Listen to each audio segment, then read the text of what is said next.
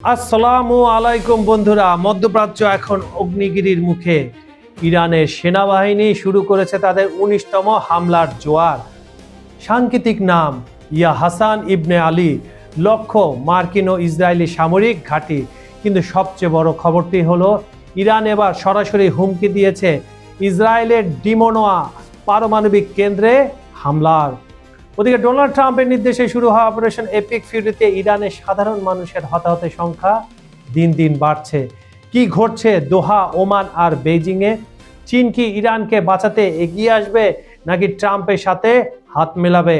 আর এসব কিছুর মধ্যে উত্তর কোরিয়া কেন ইরানের পক্ষে যুদ্ধ করতে চাচ্ছে? সবকিছুর রহস্য রয়ে গেছে আজকের এই এপিসোডে। খবর সংযোগের টপ নিউজের আজকের ভিডিওতে আমরা উন্মোচন করব মধ্যপ্রাচ্যের এই ভয়ঙ্কর পরিস্থিতির একেবারে ভেতরের সব খবর।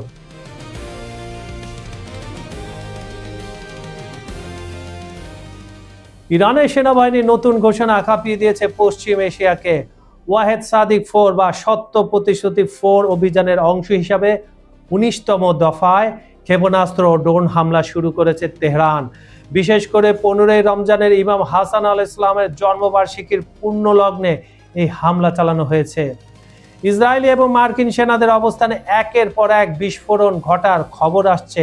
ইরানের দাবি তারা কেবল নিজেদের সার্বভৌমত্ব রক্ষা করছে, কিন্তু পরিস্থিতি আরো জটিল হয়েছে যখন ইরানের প্রেসিডেন্ট মাসউদ পেজেশকিয়ান বললেন পাল্টা হামলা ছাড়া তাদের আর কোনো উপায় ছিল না।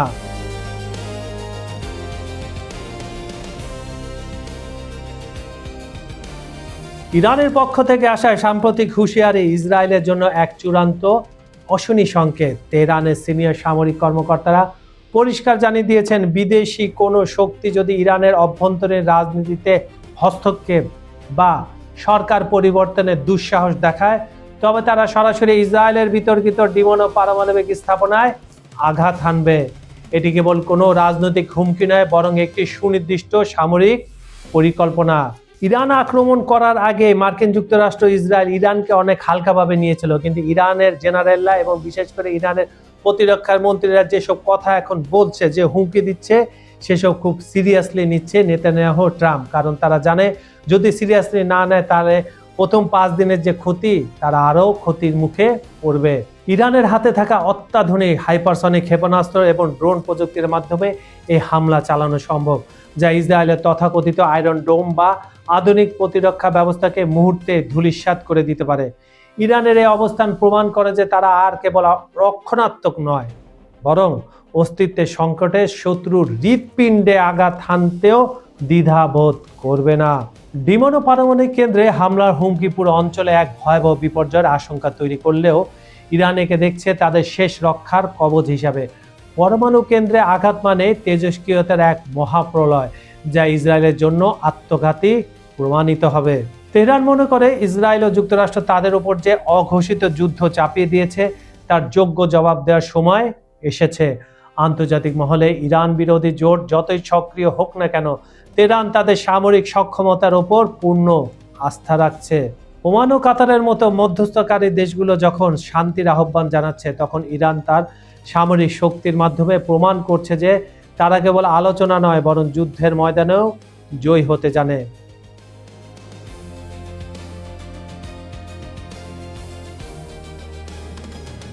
অন্যদিকে কূটনীতির টেবিলে চলছে তীব্র বাকযুদ্ধ। ইরানের পররাষ্ট্রমন্ত্রী আব্বাস আরাগাচি সরাসরি মার্কিন প্রেসিডেন্ট ডোনাল্ড ট্রাম্পকে বিশ্বাসঘাতক হিসাবে অভিহিত করেছেন। সরাসরি বলেছেন যে ট্রাম্প, তুমি বেঈমান, বিশ্বাসঘাতক। কেন? কারণ ট্রাম্প নাকি কূটনীতি আর মার্কিন জনগণের আস্থার সাথে খেলা করছেন। সত্যি কথাই তো বলেছেন। হোয়াইট হাউসের প্রেস সচিব ক্যারোলিনা লেভিট দাবি করেছেন তারা নাকি ইরানকে শান্তির প্রস্তাব দিয়েছিল, বিনিময় চেয়েছিল ইরানের ইউরেনিয়াম সমৃদ্ধকরণ অবকাঠামো ধ্বংস করা, কিন্তু ইরান তা প্রত্যাখ্যান করায় ট্রাম্পের নির্দেশে এই হামলা শুরু হয়েছে। শুধু তাই নয়, নেতানিয়াহুর দেওয়া তথ্যের ভিত্তিতেই নাকি ইরানের সর্বোচ্চ নেতাকে লক্ষ্য করে হামলা চালানো হয়।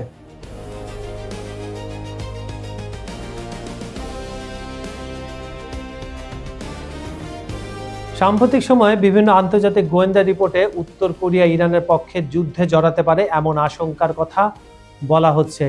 বিশেষ করে ইউক্রেন যুদ্ধে রাশিয়ার পক্ষে উত্তর কোরিয়ার সেনা মোতায়েনের খবর প্রকাশিত হওয়ার পর এই জল্পনা কল্পনা আরও তীব্র হয়েছে এবং এটা বাস্তব কথাও তুলে ধরা হচ্ছে। যদি পিয়ংইয়ং তেহরানকে সরাসরি সামরিক সহায়তা বা সৈন্য পাঠানোর সিদ্ধান্ত নেয়, তবে তা কেবল মধ্যপ্রাচ্য নয়, বরং পুরো বিশ্বের নিরাপত্তার সমীকরণ বদলে দেবে। এটি মূলত একটি প্রক্সি বা পরোক্ষ জোট তৈরির প্রচেষ্টা, যা পশ্চিমা শক্তিগুলোকে চ্যালেঞ্জ জানানোর লক্ষ্যেই পরিকল্পিত। ঐতিহাসিক ও সামরিক মেলবন্ধন যদি আপনি দেখেন, উত্তর কোরিয়া এবং ইরানের সম্পর্কের মূল ভিত্তি হলো দীর্ঘদিনের সামরিক ও প্রযুক্তিগত বিনিময়। দুই দেশই কয়েক দশক ধরে পশ্চিমা দেশগুলোর, বিশেষ করে যুক্তরাষ্ট্রের কঠোর নিষেধাজ্ঞার মধ্যে রয়েছে।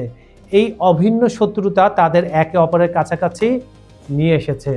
ঐতিহাসিক তথ্য অনুযায়ী ইরান ইরাক যুদ্ধের সময় থেকেই উত্তর কোরিয়া ইরানকে অস্ত্র সরবরাহ করে আসছে।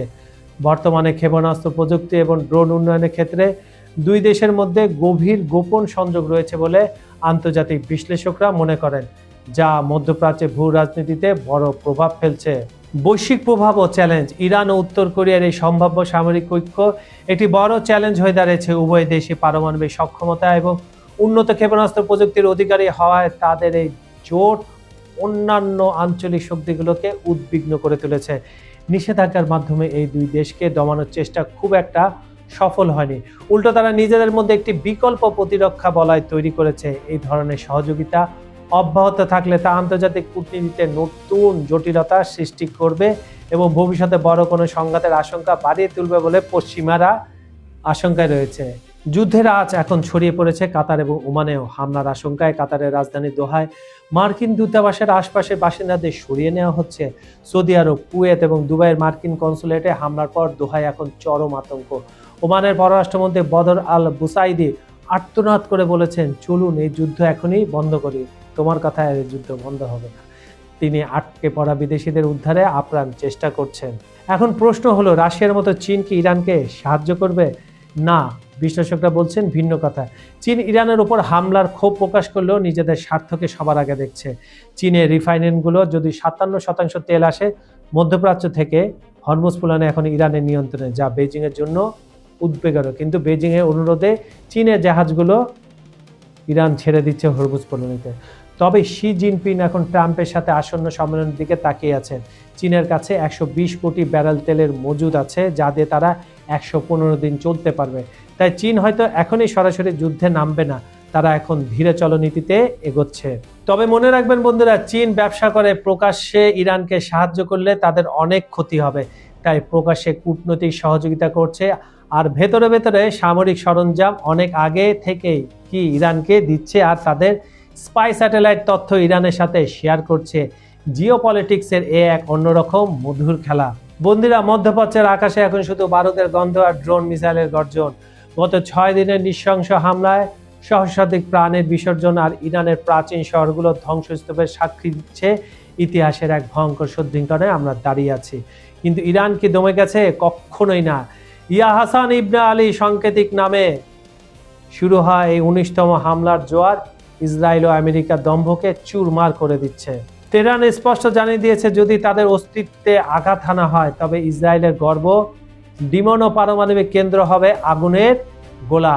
এই একটি হামলায় পাল্টে দিতে পারে পৃথিবীর মানচিত্র। ট্রাম্পের এপিক ফিউরির বিপরীতে ইরানের সত্য প্রতিশ্রুতি আজ এক মরণপণ লড়াইয়ের রূপ নিয়েছে। বেইজিংয়ের জ্বালানি রাজনীতি আর ওমানের শান্তি প্রস্তাব কি পারবে এই মহাবলয় থামাতে, নাকি ইরানের এই পাল্টা আঘাতই হবে ইসরায়েলের শক্তির শেষ পেরেক? আপনাদের কি মনে হয়, ইরান কি পারবে তার সার্বভৌমত্ব রক্ষা করতে, নাকি বিশ্ব প্রত্যক্ষ করবে তৃতীয় মহাযুদ্ধের সূচনা? আপনার তার মতামত কমেন্ট বক্সে জানান। ভিডিওটি শেয়ার করে সত্য ছড়িয়ে দিন। পরবর্তী ব্রেকিং নিউজের জন্য সাবস্ক্রাইব করে আমাদের সাথেই থাকুন। বিজ্ঞাপন ও প্রমোশনের জন্য ডেসক্রিপশনে দেওয়া নাম্বারে যোগাযোগ করতে পারেন। খবর সংযোগে টপ নিউজ অনুষ্ঠানে আপনারা পৃথিবীর কোন প্রান্ত থেকে দেখছেন কমেন্টে জানান। আমরা আপনার মতামত শুনতে চাই। আজ এই পর্যন্তই। আমি কাজল হায়দার বিদায় নিচ্ছি। দেখা হবে পরের ভিডিওতে নতুন কোনো ইস্যু নিয়ে। ভালো থাকুন, নিরাপদে থাকুন। আল্লাহ হাফেজ।